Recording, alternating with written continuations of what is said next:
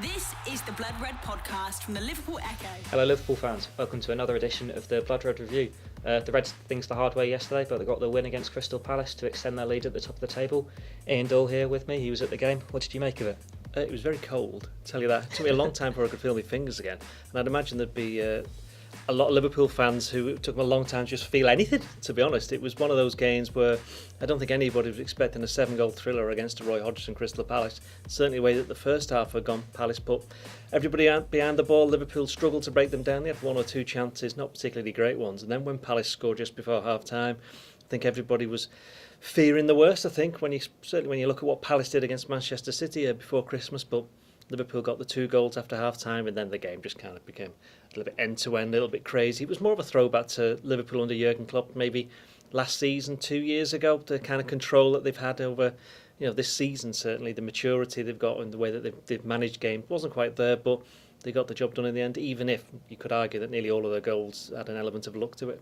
And Mohamed Salah, another 2 goals for him. Yep, another 2 goals. I mean, his first goal obviously came from Virgil van Dijk had the shot. It was deflected, and he reacted quickest. Well, I say quickest. It dropped right to him. Nobody else really reacted at all. But it was a great finish.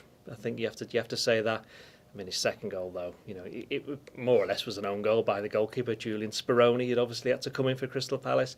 Liverpool had quite a lot of players missing in certain areas. Look at right back. By the end of the game, they had Roberto Firmino there for a little bit, and Rafa Camacho came on for his Premier League debut, but Palace were without the 2 first-choice goalkeepers, and Roy Hodgson said after the game that's ultimately what made the difference. And you mentioned the right-backs there. Obviously, James Milner got sent off, Fabinho went off injured. The crisis is getting worse. Well, I mean, Liverpool don't play again, do they, for another 10 days, I think it is. They play Leicester at home.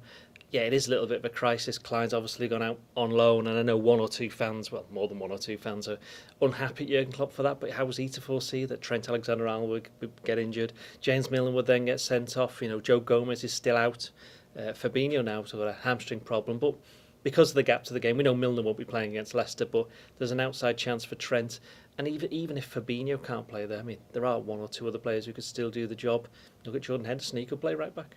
And I know there was a man on the opposition side that impressed you a lot. Well, it did help that he was playing against James Milner at right back, and that's not to be unfair on James Milner, but Wilfried Zaha, he did have a very good game. He set up the first goal for Palace, and every time he got the ball, you could tell sometimes when you have these opposing players who are having a good game that you could sense the apprehension amongst the crowd, and certainly amongst the Liverpool players whenever he got the ball. It was a little bit unfair on Milner. He wasn't offered as much protection as perhaps he should have, and by the end it was 2 fouls on Zaha that saw him dismissed, and I think the second one Milner just got a bit tired and went, "No, just come on, I'm fed up now, just get down." And how thankful is Jurgen Klopp going to be with this gap going into the next game? Well, for all the reasons we've just explained. I mean, it's an interesting one. Liverpool played so many games in December and in November to a lesser degree, and now they've got a bit of a gap in between games, and that'll help them in terms of preparing them for the game. But they had a week to prepare for this one, and while they got the win, it no doubt wasn't the way that Jurgen Klopp would have intended. You've been listening to the Blood Red podcast from the Liverpool Echo.